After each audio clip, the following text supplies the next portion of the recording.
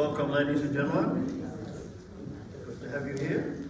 First, I would like to recognise that we are on Kaurna land, and this is a land where the Kaurna people have had sovereignty for hundreds of years, and they've been custodians of this land, and we appreciate what they've done for us, and we'd like to recognise that we're able to recognise in the future more what they've done and the significance of their culture, and the significance of what their elders have done, and the truths about their spiritual connection with the land that's here.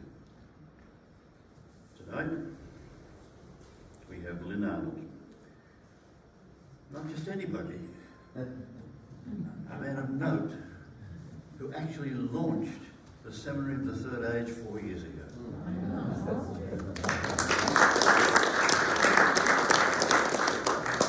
Now, he is a man of significance, as you well know. He's a priest at the Anglican Church Cathedral. He teaches systematic theology at St. Barnabas and ministers. I hate these things because hearing aids come out. Sorry about that. And he has a special focus on encouraging dialogue in public issues with Christian perspectives. He was formerly CEO of World Vision and a Premier of South Australia. Wow. Now he's going to talk about leadership, and leadership in connection as it's spelled out by Bonhoeffer.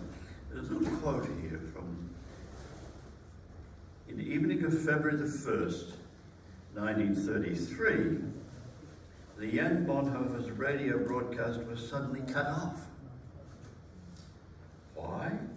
Was it because he warned his listeners that if a national leader surrenders to the wishes of the people, of his followers, who would then make him an idol, thus becoming a misleader?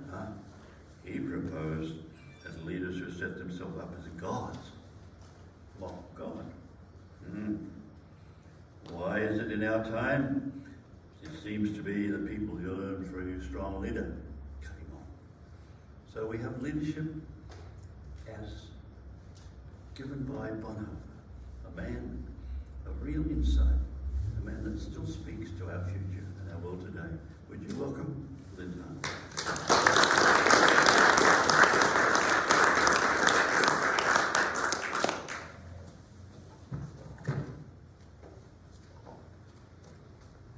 Thank you very much, Norm. I greatly appreciate your introduction and welcome tonight. Very good to be back here again, and I certainly have wonderful to see how this has thrived and prospered. I too acknowledge that we meet on Kaurna land, pay tribute to elders past, present, and to emerge. You've asked me to speak about insights for us today which may be drawn from Bonhoeffer's views on the subject of leadership. Let me lay out the schema I propose to follow in addressing this subject. At the outset, I feel I need to give some comments about the context into which Bonhoeffer spoke and wrote. I then propose to explore two of his pieces, one originating from the start of the so-called Third Reich, and indeed it will be that very radio broadcast that Norm quoted from, and the other from near its end. Finally, I will draw some deductions as to the relevance of seminal points made by Bonhoeffer in these two pieces as they apply to our contemporary situation. Context. We all know many of the historical facts of the so-called Third Reich. It's important, however, to drill down below those facts to understand better that dreadful period of human history. A simplistic analysis could summarize the situation as having been a deft, tactical undermining of a democratic government by fringe political activists who played on populist fears in the wake of a national humiliation and subsequent economic catastrophe. But, accurate as those elements were to an extent, there is more that must be understood if we are to comprehend the relevance of those events to our contemporary context. I must say that in addressing this, I am greatly indebted to Henry Ergus, who writes for The Australian. He shared with me a draft paper he has written entitled Crisis and Response 2,500 years of emergency powers. It is a tour de force that in a breathtaking fashion treats with the management of emergency powers through the ages. Now, of direct relevance to us this evening is his consideration of Germany during the Weimar Republic and the Nazi era. He highlighted that the Weimar Republic vested in the Chancellor a significant emergency power, Article 48 of that constitution, which was subject only to very limited parliamentary control. On gaining the chancellorship, Hitler would use that very power extensively, but he was not in any sense innovative in that respect, for Article 48 had been invoked 250 times during the 13 years of the Weimar Republic. Not bad for the invoking of emergency powers. More importantly, however, than the tactical device the article offered Hitler was the juridical significance which was highlighted by it. Henry Oegers cites the influence in this regard of the German legal theorist and political philosopher Carl Schmitt, whom, I must interpolate, Oegers describes as the most detestable scholar to secure an enduring presence at the pinnacles of political theory. I'm not sure, Don, if you know of Schmitt's work. He summarizes Schmitt's work thus: reduced to its essence, his work is a fundamental critique of what he regarded as the bases of liberalism. Schmitt analysed the characteristics of the liberal model as having four characteristics. One, it defined politics as a narrow and distinct sphere of life whose essential function was to produce laws. Two, those laws were to be general rather than targeted, thus allowing equality of scope to all citizens. Three, the laws were to be the result of careful parliamentary deliberation to protect their quality and integrity. They were to be implemented by an independent judiciary which would apply them neutrally and predictably. Henry Oegers summarised these 4 points thus: a liberal society combined parliamentarism with the rule of law, creating a stable framework for human action. To my mind, a very comfortable way to have the world operate. But he wrote that Schmitt believed that the liberal vision was conceptually incoherent, and the basis for this assessment being politics was not, as liberalism claimed in the viewpoint of Schmitt, an aspect of life which could be quarantined from the other spheres of human activity and confined to the ballot box and the parliamentary chamber. Nor was it a mere exercise in the balancing of competing interests.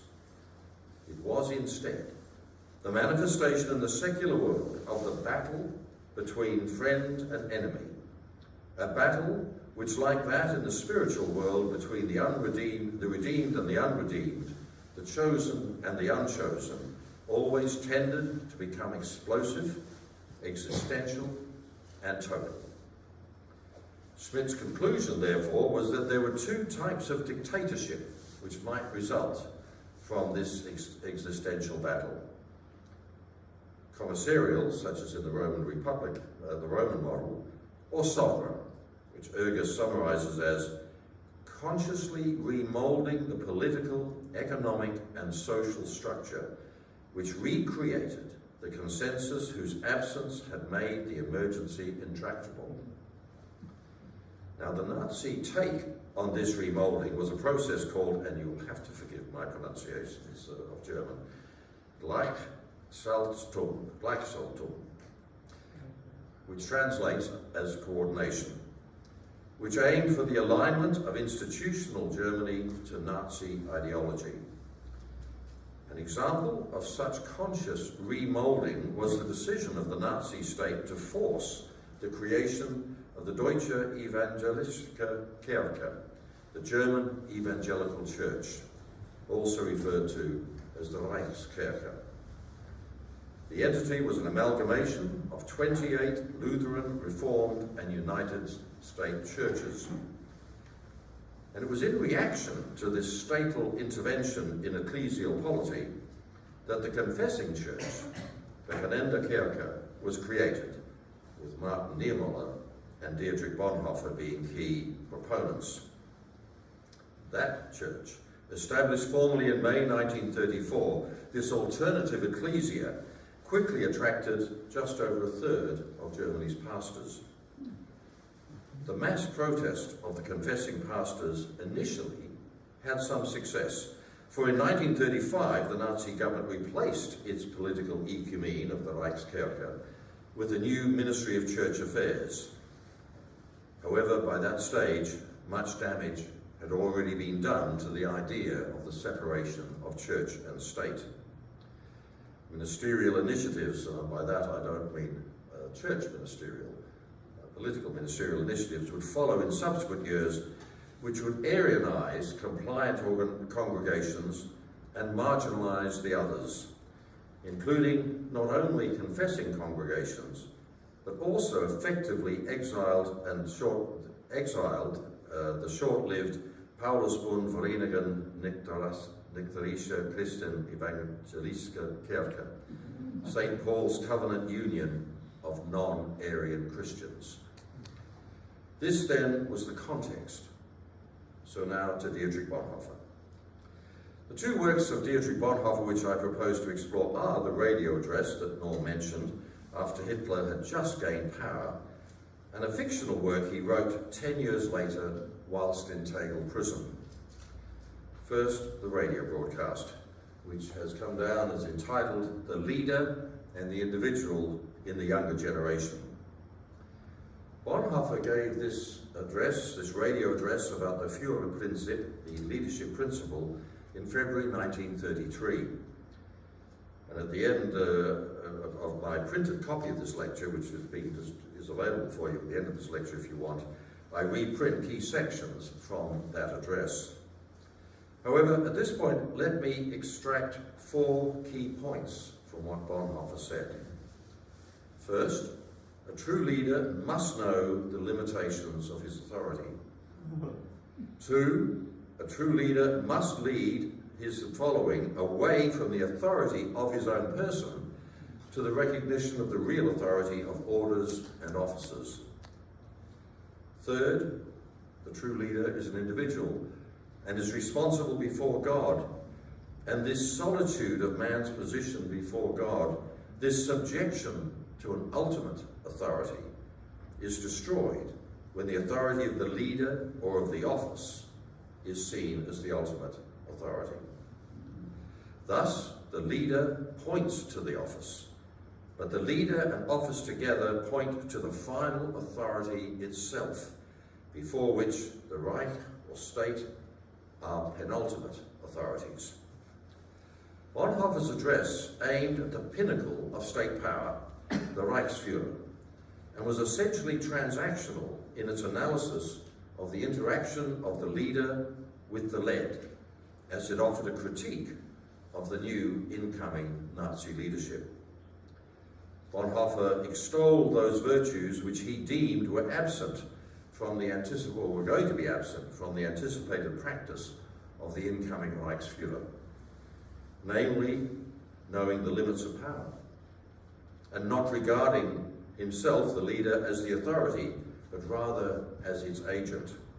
In Bonhoeffer's faith-based ideal, the ultimate authority to which the true leader reported would be God.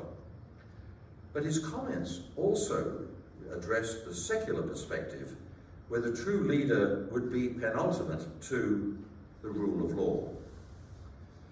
It comes as no surprise, given the pointedness of Bonhoeffer's address, to hear, as Norm mentioned, that it was terminated by the station mid-broadcast. Fortunately, history has the text of what Bonhoeffer was saying. At the time he gave this radio address, Bonhoeffer's prime focus was the pinnacle of leadership.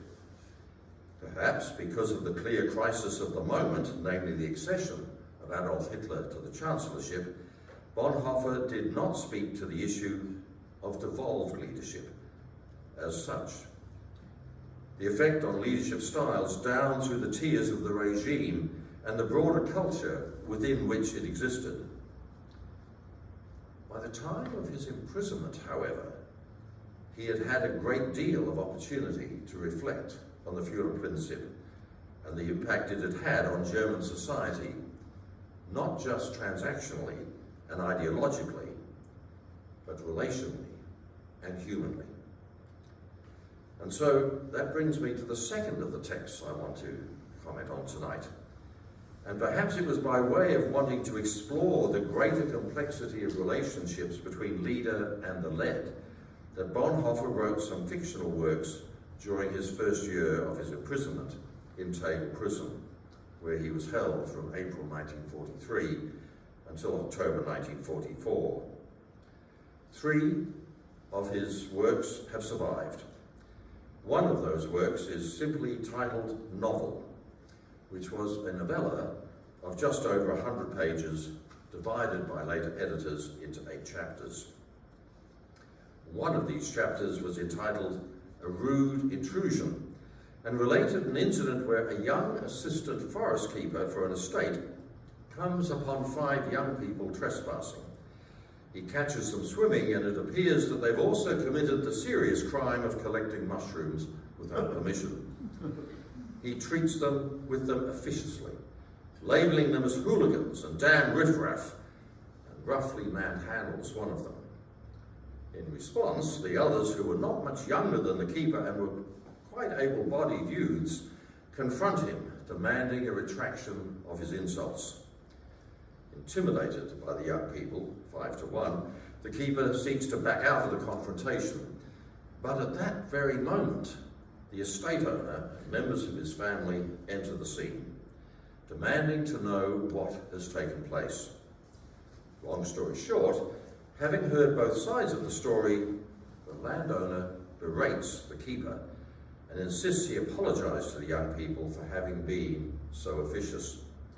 The forest keeper, by the name of Cruz, but nicknamed Gelbstiefel, Yellow Boots, refuses, saying, I could not sacrifice my concept of honour, and he resigns his post and promptly leaves the scene.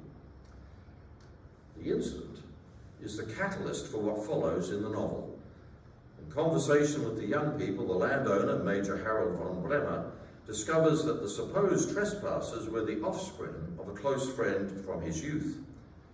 He engages them in conversation, which proceeds with amiable superficiality until, noticing one of the young people disconsolate and clearly still focusing on the unpleasant incident of moments before, says, "We have to be able to forget, or we'll wear ourselves out."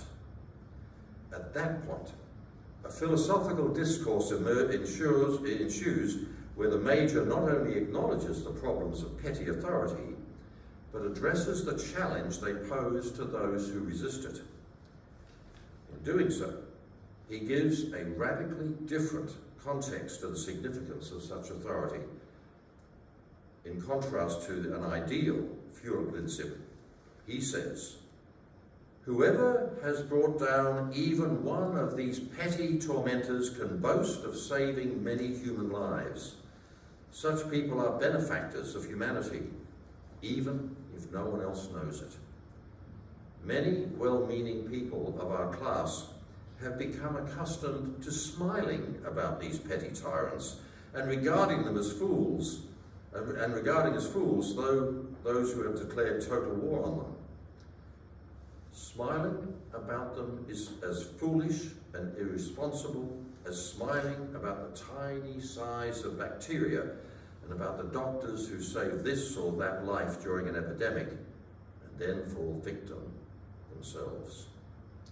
Thus, what we see in comparing these two pieces by Dietrich Bonhoeffer, authored at either end of the Nazi regime, is that he had evolved his thinking beyond the dangers of charismatic, self-interested leadership to evoking an awareness of what might be termed the insidious effectiveness of the Nazi Party policy of Gleichschaltung, literally coordination, but in reality, indoctrination. By this I mean that by 1944, Bonhoeffer was now reflecting on the damage done to the national psyche by an extended period of cultural perversion resulting from the Nazi ideological intrusion into every aspect of German society. The result being that no longer was the Reichsfuhrer the greatest danger, but rather, by 1944, it had become the devolved tyranny which the great dictator had spawned. Subsequent chapters of the novel highlight how his concern had delved deep into relational issues in terms of combating this indoctrination. Listen to the following responses from Harold von Bremer, the landowner, addressed to the young Christoph. The things that inspired us at your age, human freedom and brotherhood, you clever boys throw in the garbage as childish illusions. What kind of times and what sort of task can lie ahead for a generation that must think so harshly, even at such a young age, in order to survive? Another comment he made to Christoph: people are continually resigning themselves to discovering that no idea prevails in life in pure form. They then call that compromise, and see it as a sign of imperfection and wickedness of the world. I look only at people and their task of living with other people, and I view succeeding at this very task as the fulfillment of human life and history. People don't need to live with ideas, principles, doctrines and morals, but they can live with one another, providing one another limits. This life alone is fruitful and human. Now, by way of underscoring my premise of a maturing Bonhoeffer in terms of such issues, Bonhoeffer acknowledged that his fictional writings were semi-autobiographical and that Christoph was, to an extent, himself as a young man. Thus, in the novel called Novel, Bonhoeffer pits himself as a particularly gauche and idealistic teenager, being guided to sagacity by a wiser older person who had experienced the ideological conflicted history of Germany. As a sign of his acknowledgement of his youthful gaucheness, Bonhoeffer put these words into the mouth of Christoph in an earlier chapter. Who's responsible for this calamity? None other than the classes that set the tone, the so-called upper class, whom everyone sees as a model for success in life. And this upper class is, for the most part, already a bunch of rotten, obsequious lackeys. They combine bootlicking towards those above and brutality towards those below. Lots of rhetoric on the outside and decay on the inside. We need a genuine upper class, but where are we going to get one? That was the youthful, gauche, idealistic Christoph. Unfortunately, that quote has been taken out of context by John A. Moses, who in his paper about Dietrich Bonhoeffer's fictional writing said, Bonhoeffer was no Democrat in the Anglo-Saxon sense, with its Whiggish assumptions about equality and progress that left God right out of the equation. In reality, Bonhoeffer had set himself up as a straw man, which he then demolished. First, by the words Harold said in response to another strident comment by the young Christoph. You've said something very dangerous, Christoph. Those words, we are told, which words we are told only the Major's family could know what he was thinking when he said them. The explanation comes in the concluding chapter of the novel, titled The Bells, anchoring around 3 church bells, Misericordia, Justitia, and Pax, hung centuries earlier by an ancestor of the Major. An epitaph, and also it rests on an epitaph on a churchyard gravestone where the Major's son lay buried. The epitaph reading, "The souls of the righteous are in the hand of God, and no torment will ever touch them." And also these words from the Major. I wanted to show you this, the epitaph and the bells. In the few hours we've known each other today, we've begun to speak of questions that will be of utmost importance for your lives. And then the Major, giving his late son's diary to the young people, continued, "My son died for a just cause, as a victim of the abuse of power." Just over a year later, Dietrich Bonhoeffer himself would be dead, executed for a just cause by an abuse of power.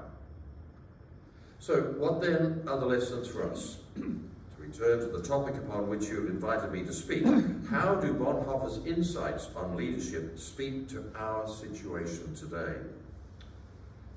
I've deliberately chosen two time-separated pieces by Bonhoeffer so that we may avoid trite conclusions. By that, I mean that the 4 points I mentioned earlier from his 1933 radio broadcast, I repeat them now. A true leader must know the limitations of his authority.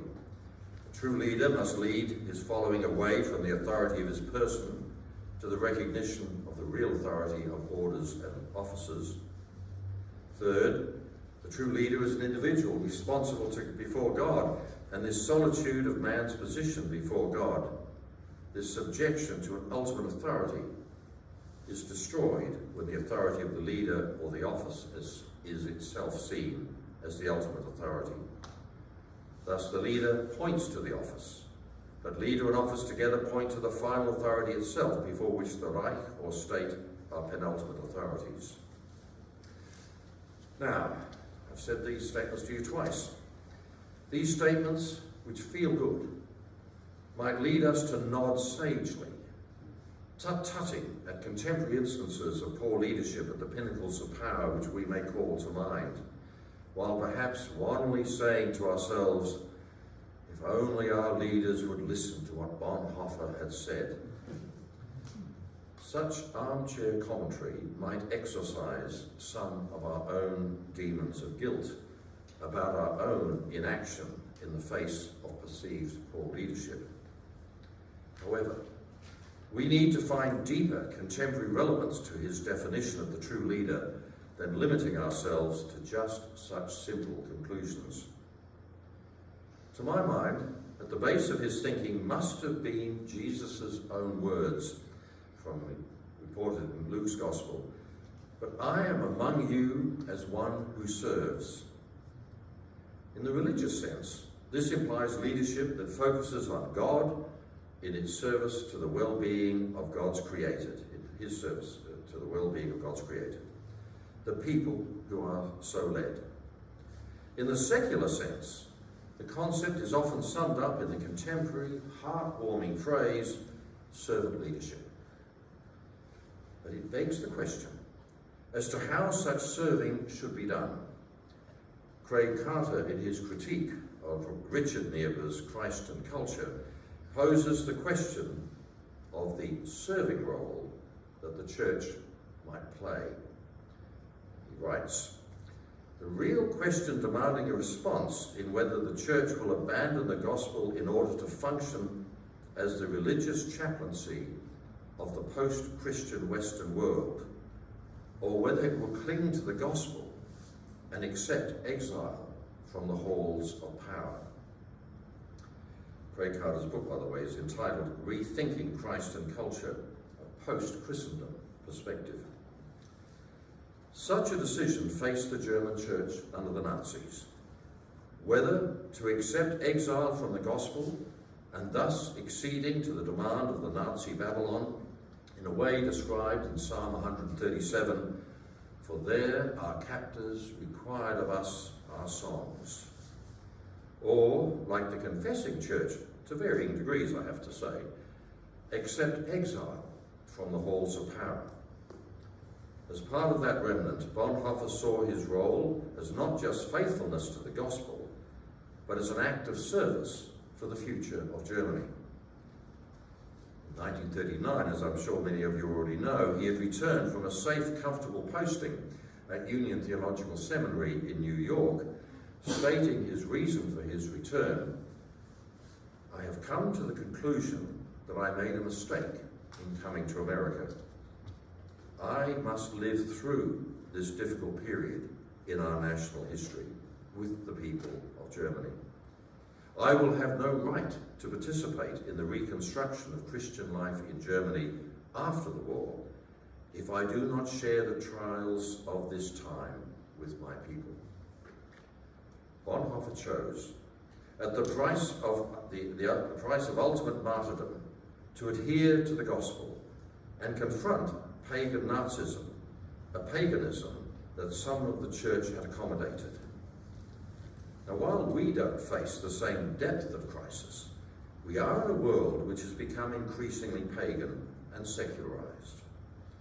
Craig Carter has this to say: "A resurgent paganism that never really died is now reasserting itself. The secularization of Western society has been going on for a long time.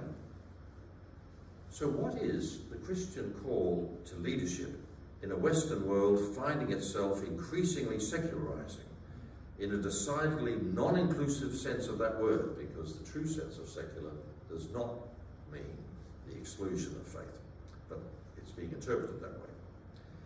One option, adopted by some, such as Jair Bolsonaro of Brazil and Donald Trump in the US, has been a belligerent return to crusading banners of a perceived historic Christendom. However, Carter warns about this. Christendom, Christianity, is weighed down with so much cultural baggage that it could not, under present conditions, become dominant in Western culture again without being perceived to be a tool of totalitarianism. Such belligerent banner raisings of a failed Christian model have, however, to some extent been understandable, even if not excusable, reactions to an equivalent belligerence from an ambient anti-faith culture that is no more tolerant than the supposed faith culture that it condemns. Carter's reference that we live with a resurgent paganism that has never really died picks up a theme from John Lennox's most recent book, 2084, Artificial Intelligence and the Future of Humanity, in which he writes about a post-Enlightenment tendency to banish God under the guise of autonomy. John Lennox writes, one major negative effect of the Enlightenment was the propagation of the idea that all true knowledge is factual, value-free, and objective. The conviction then grew that religious belief belonged to the realm of private values rather than public truth. Link that, John writes, with the increasing notion that human beings are autonomous and emancipated, and you have a potent recipe for banishing God. The enculturation of anti-faith attitudes at both institutional and personal levels has reached alarming levels and is driven by Bonhoeffer's petty tyrants more than by national leadership. Major von Bremer spoke to the damage done to true leadership by such petty tyrants when Bonhoeffer had him say, "When people exploit the power they have been given over others to humiliate, debase, defile, and destroy them, it's an outrage, as much against the people concerned as against the office one holds. It desecrates all genuine authority." In much of the West, the pressure is on for faith to retreat from the stage, to become an act in private between consenting adults with no permitted place in the public square, unless it will be fully compliant to the culture's agenda. But the leadership of such an agenda does not fit Bonhoeffer's idea of a genuine authority, an ideal true leader genuine authority in the Major's word. It becomes a pseudo-authority. In considering what might be the difference between a genuine authority and a pseudo-authority, Renate Bethke describes the difference as in her afterward to the book about Bonhoeffer, as the difference being as the latter never admitting to a mistake. Pseudo-authority never admits to a mistake, with the former, genuine authority, able to question itself. The Apostle Paul wrote in his first letter to the Corinthians, "For now we see through a glass darkly." This profound statement about human limits to know absolutely understands the need for genuine authority to question itself and quite succinctly rejects the absolutism of ideology. For us, we know that checks and balances through the legislature and judiciary provide the human safety switches in the liberal democratic model, to safety switches to the incapacity of humanity to know absolutely. Bonhoeffer's response, however, would take us deeper. He would have us seek a new understanding between people whose lifelong struggle the Major describes thus: for we must eke out our existence as poor sinners longing for happiness as a small token of God's kindness. This new understanding Bonhoeffer summarized in another work after 10 years, it's entitled. He wrote, "The only fruitful way to relate to other people, especially weaker people, is with love, and that implies the will to share common ground with them." Surely this, then, sums up Bonhoeffer's insights on leadership, which he would say to us today. For what has changed, other than that with love we should seek to find common ground with one another? Leadership in Bonhoeffer's time didn't encourage this. Does ours? Let me finish with another word from Bonhoeffer as to where the true locus of authority lies in the heart of a true leader. He wrote, "May God in his mercy lead us through these times, but above all, may he lead us to himself."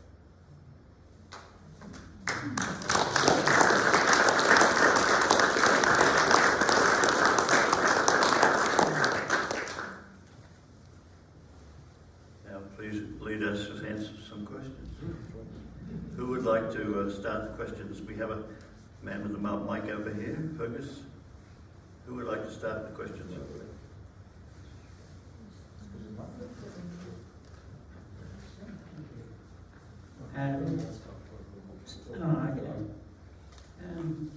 Lynn, I'd like to ask you whether you did your doctorate in regard to Bonhoeffer, and if not, what did you study? My doctorate is not in regard to Bonhoeffer. My doctorate is in social linguistic PhD. It studies language and identity. The focus is, in fact, a minority language in Spain. So it's just a strong personal interest of mine. In fact, it has a lot to do with issues of power as well, incidentally, and so many of the themes that I picked up in there do resonate. But Bonhoeffer doesn't appear in my thesis at all. Yes, right at the front here. Come here. Don.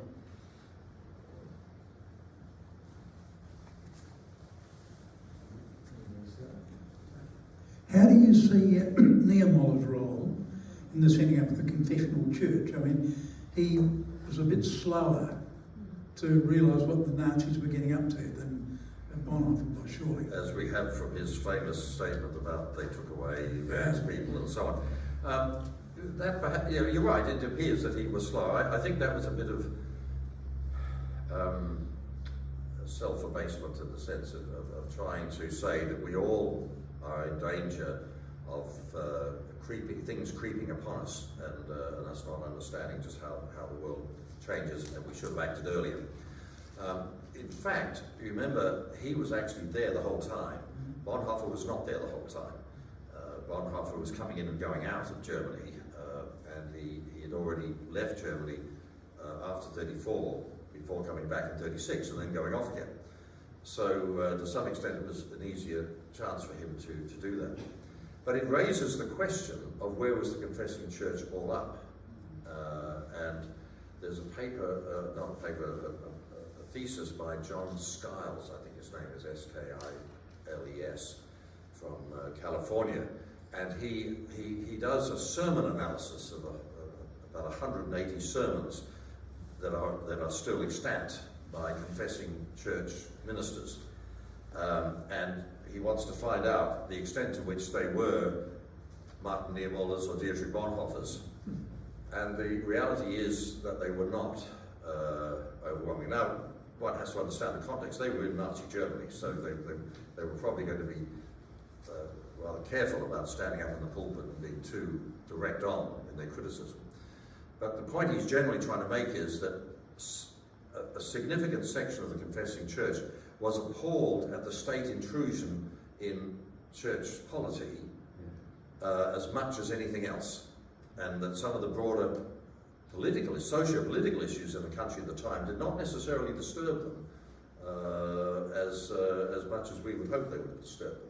So and remember, it's also only those sermons that are still extant. But both Niemöller, in fact, in terms of those that do seem to rank up as having been the most critical of the Aryanization of the church, for example, persecution of the Jews, and the overreach of Nazi powers, he actually numbers out of the 180 who most often mention these comments. Niemöller comes out on top. Bonhoeffer comes out number 2 each time. Okay, more questions, please. Yes, Lynn. Thank you, Lynn. David's my name. Good to see you again. Very interesting. I wonder how he would be. This is not a criticism, it's just a question I've been pondering about him and other great religious Christian leaders from that time. How he would respond to the multicultural capacity we have in Australia and elsewhere, where we have different religious values, we have different concepts of God or non-God, different authority structures arising from that, and of course love, as you mentioned, is the wonderful thing, but it often puzzles me. It's more a comment, I suppose, how from their theological structures and environment, how they would translate into modern times with multiculturalism. A question. Which becomes the underpinning of any trying to analyse what somebody all those years ago would say today if they were here, because our context is so different in many ways to what their context was at the time.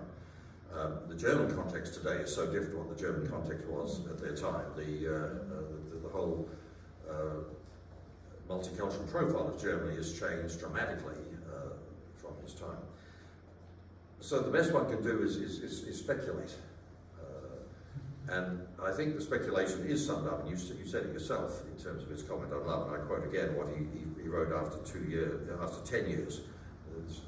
It's titled After 10 Years because this is reflections on what's gone on in Germany since then. The only fruitful way to relate to other people, especially weaker people, is with love. And that implies the will to share common ground with them. It's not requiring of them that they be in that same space.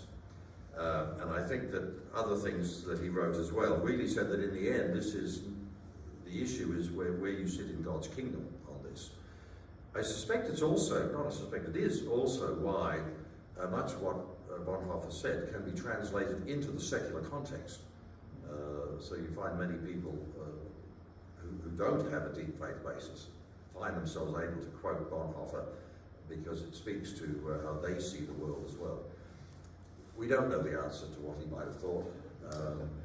And remember that he himself was an evolving personality. So if he was still alive today, he'd be a very old man, but if he was still alive today, I've suggested to you he actually evolved his thinking from his youth to his imprisonment and his execution. I'm certain he would have done so beyond that. Okay, over here. Thanks very much, Timothy Peach. Lynn, I'm interested in Bonhoeffer's concept of servant leadership.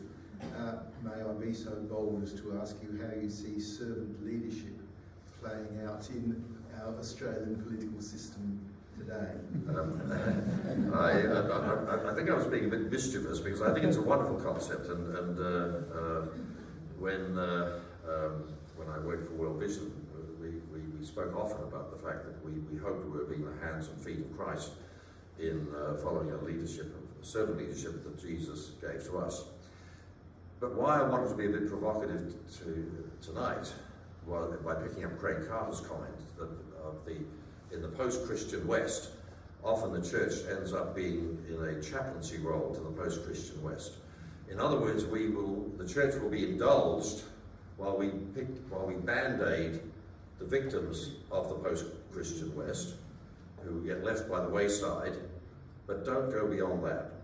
So, and And if that's the kind of relationship that we see, that we'll pick up the pieces, rather than prophetically speak into that space, we are failing them. And so what I suggested is that I imagine, and I haven't done the study of what those who supported the Reichskirche were saying, but I imagine there must have been quite a few saying that they saw themselves as picking up the pieces, band-aiding the people left by the side of the state. I imagine that they would have seen themselves as being serving, but that sort of serving is a betrayal of what I think Christ meant when I come as one who serves. Another one over here.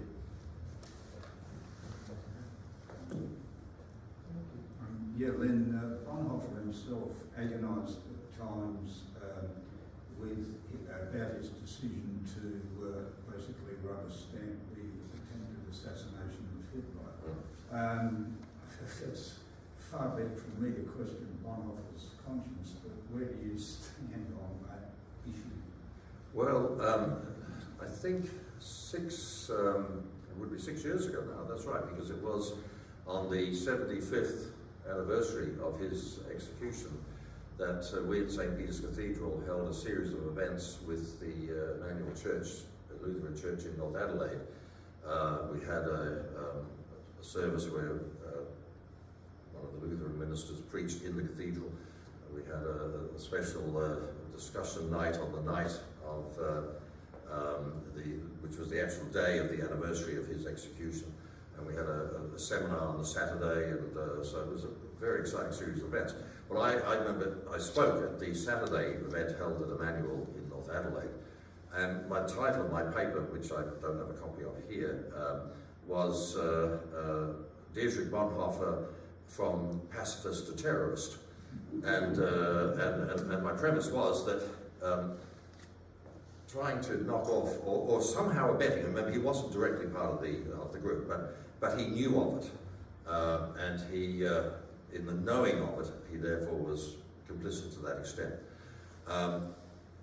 Being complicit was something that was trying to knock off, you might not like how he got there, but he was, under the law that existed, legally there, is defined as an act of terrorism. And so how do we deal with that in our modern context? Bonhoeffer had been a pacifist. In my youth, I was an ardent pacifist. I still want to say I'm a pacifist in my ideals, who realizes that the failure of the human condition means that sometimes we have to put the brakes on suddenly rather than let the wagon go crashing down the hill.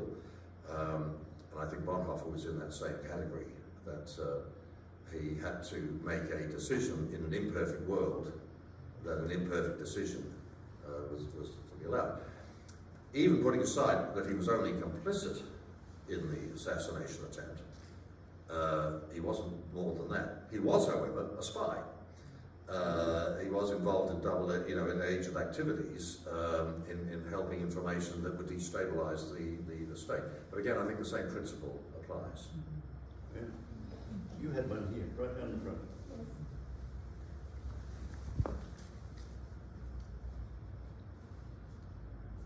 I'm curious about Bonhoeffer's The Cost of Discipleship, and whether you've considered the question about leadership as what that throws up or reveals.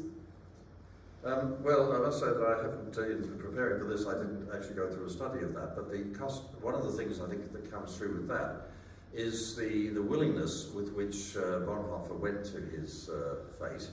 There's one piece that I can't remember the exact wording, but he makes the comment that I have no regrets about what I'm doing. He knew that in terms of earthly things, these things have a cost, but that in the longer term, the glory pays out. So that's all I can really say on that. What would he say about the most recent President of the United States?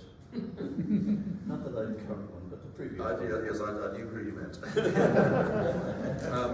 Well, that's why I made the reference to the way in which Jair Bolsonaro and Donald Trump I think, have abused things by bringing Christendom back onto the stage. I also want to make the comment, however, that I dislike Trump's politics enormously, but I have a sense of understanding of the unresolved issues that the society had allowed to fester that enabled him to get there.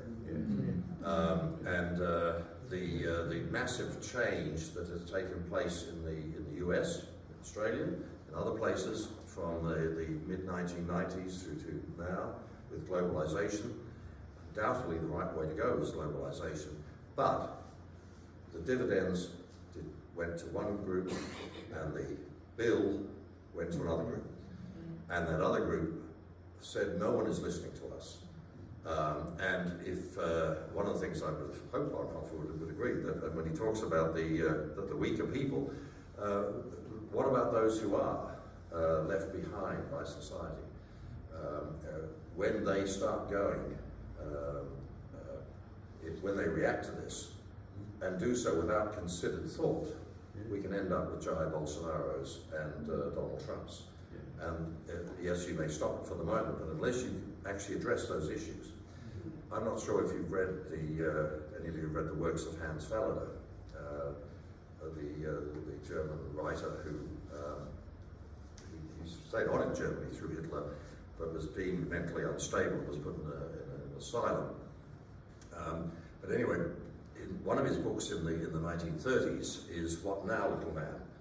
And that really talks about the plight of the poor Germans in Berlin, how they were suffering with the dramatic economic changes that had taken place, and how nobody was listening to them. And in the end, Hans Fallada was no acolyte of the Nazis, but what he does is he paints a portrait of those who were the weaker people who fell through the net, and Hitler picked them up. Yes, one more. Yes, I'll get back. Niemöller Bonhoeffer. There's a third name that's yelling out at me. But Yes. who influenced whom? Okay, well, no, I'm out of my technical zone, I'm afraid there. I thought you might be right there. Yeah, so there was a question at the back. Yeah, go. Thank you very much, Lynn. Just a question both to you, but also to the group, maybe. And I'm not sure of the name, but it's a Centre for Public Christianity, which I think is based in Canberra. Mm-hmm. Is that, Stephen Pickard is the professor of the centre. Yeah. right, and I'm just wondering, is that when you're referring to Christianity simply not being the chaplain to the Western community that we've become, whether that's the sort of thing that you're thinking of in terms of whether they are, I'm not even sure, I don't know them as well as I should, I sort of just hear bits and pieces from them, but is that part of the direction that you would see as Okay. moving in that way, or? What I was referring to in Craig Carter's comment are those, and I first used that phrase quite a lot when I was the head of Anglicare. I said that the Anglicare, supposedly a Christian organisation, part of the Anglican Church, I had two things that troubled me. Was it going to be an outsourcing of compassion? So in other words, the parishioners of all the Anglican churches would say, oh, they do that for us. In which case I said, if that's the case, I would hope Anglicare would close down. The second thing was, though, that, well, are we simply band-aiding what the system throws by the wayside, or do we feel we have a prophetic call? And not just be reactive, but be prophetic about forthtelling the way the world should be. So yes, we're going to help people who are homeless, but do you know that the system is resulting in people being homeless, and if you address those issues, then you wouldn't have to look after people who are homeless. What I was suggesting by putting it in here is that the Reichskirche of Germany was certainly not doing that prophetic bit. It might have been doing the picking up the band-aid, that I'm not absolutely sure of. But worse than that, it was simply allowing itself to be part of the propaganda of the state. Okay, so can I just take this a bit further? Being prophetic, however, also means that when you're forth-telling the way the world should be, that's going to be a pretty interesting space. I know what I say in that regard, but I also acknowledge that many other Christians will say something quite radically different to me as to what should happen in that regard. And so some of the organisations that take an active stance are not being chaplains of the post-Christian West. They are being prophetic, and they're making conclusions that I don't think I would draw from the Bible, if that makes sense. And the CBC is one of those.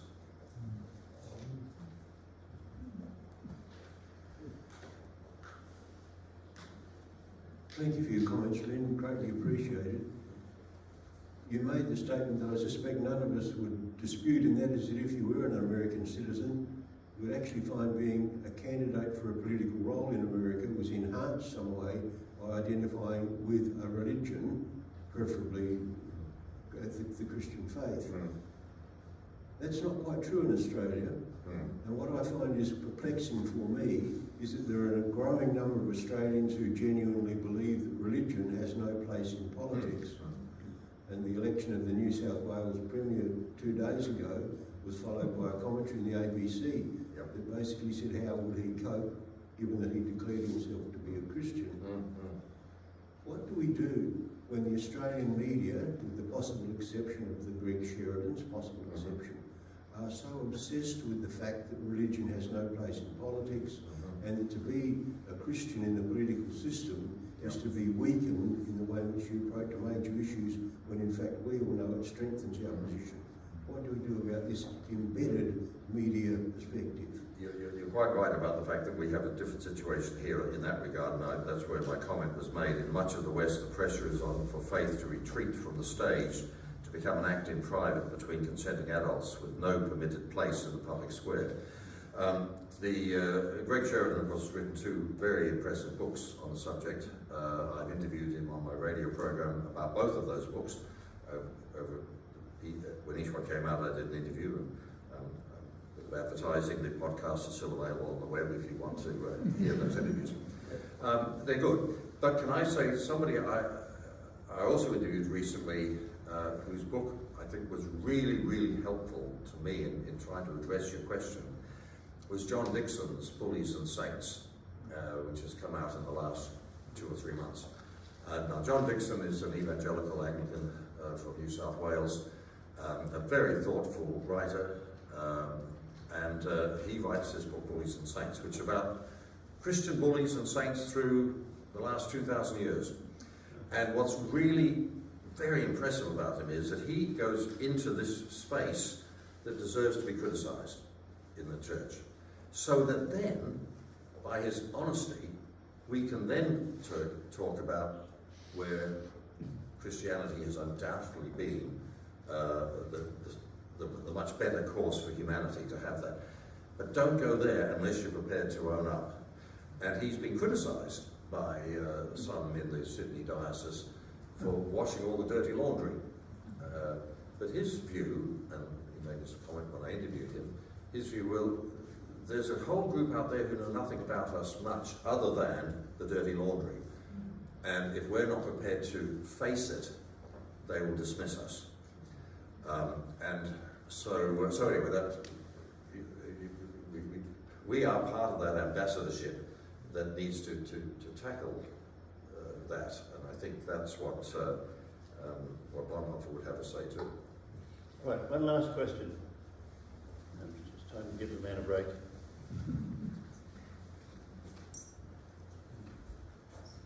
Thank you. John speaking. You're saying that Christendom has had its day, and I agree.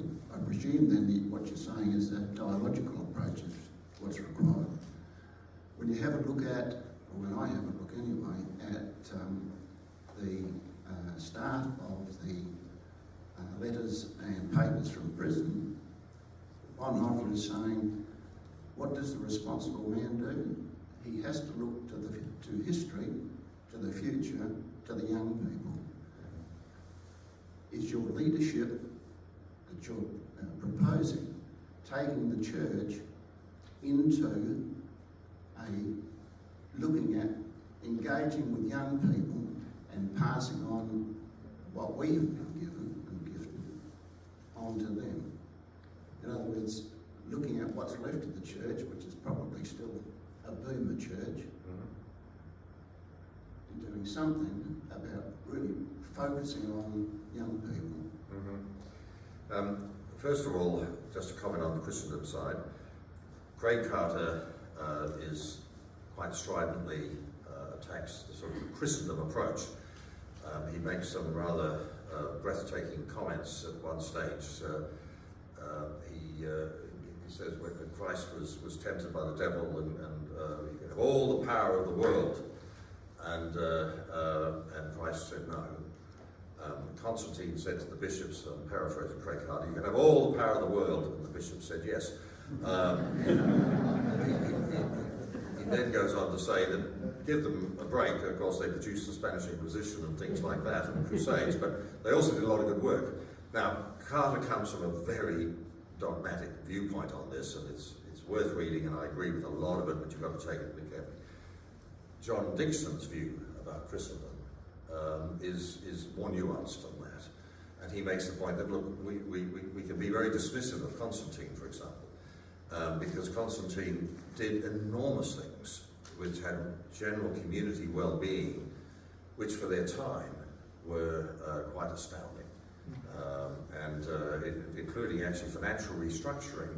That's where the origin of tax-free status for churches came from, but not for the benefit of the churches. It was actually to benefit their capacity to be reaching out into community. From the time of Constantine, he makes this point. Anyway, but your question then went on, what about the church and the next generations, and how, if I heard it correctly, how we engage there? Well, that is a challenge for each of us.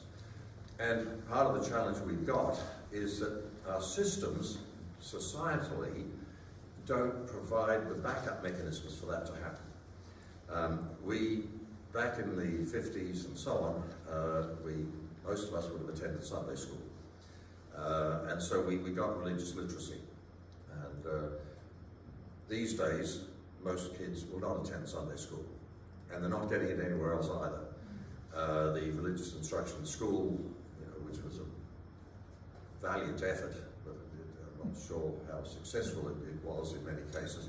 But nevertheless, it was at least there. We are in a situation of trying to find out how we can reconnect young people with the concept of religious literacy, and it's an important one. I had the privilege of being one of two Anglicans on a forum that was set up by the Human Rights Commission by Tim Wilson, who worked for the Human Rights Commission before he went into Parliament. And he convened an all-day workshop on religious freedom, and they invited 2 Catholics, 2 Anglicans, 2 Lutherans, 2 very Noah's Ark sort of stuff. Then they had 4 Jews, 4 Muslims, and 4 atheists, and so on. And one of the topics that came up was faith education, not Christian education, faith education in the schooling system. And one of the atheists put up his hand to speak, and I thought to myself, okay, here we go. But he took my breath away. He got up and he said, I know what you all think I'm going to say. But he said, I'm not. I not only do not have a problem with faith education in schools, I had actually support it. Because he said, when I was a kid, I went to Sunday school, and I became religiously literate. He said, I made my own decisions about that. I, in the end, decided I couldn't agree with the premises of it, but I knew what I was talking about. But he said, a lot of young atheists today have no religious literacy. He said, they don't know what they're talking about when they reject faith. So it was a very interesting concept to have somebody come. So we have to work out, and we're not going to be able to speak to young atheists, because they're not going to come. We have to work out how, as a society, we don't close off the options for faith being talked about in the public square. And frankly, I think some of the curriculum issues are problematic in this regard. Michael Hewitson, who's at the cathedral, he's a member of ICARA, and he struggles a bit there with the way in which a lot of that pushes against any sort of treatment of this. Okay. Well, I think this man deserves a very, very strong round of applause.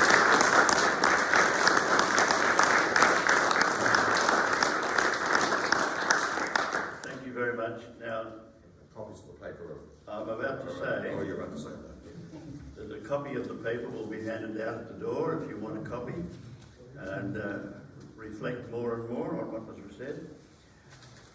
Next week we have another Bonhoeffer specialist who's going to talk about what he's done for the Ghana people here in South Australia. There's a sheet on your seat, so please take a copy of that and join us next week.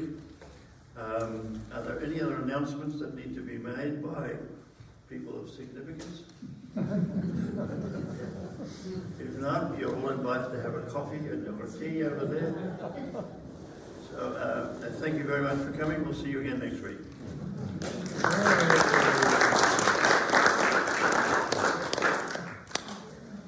Sorry about that. I expected Dixon to go.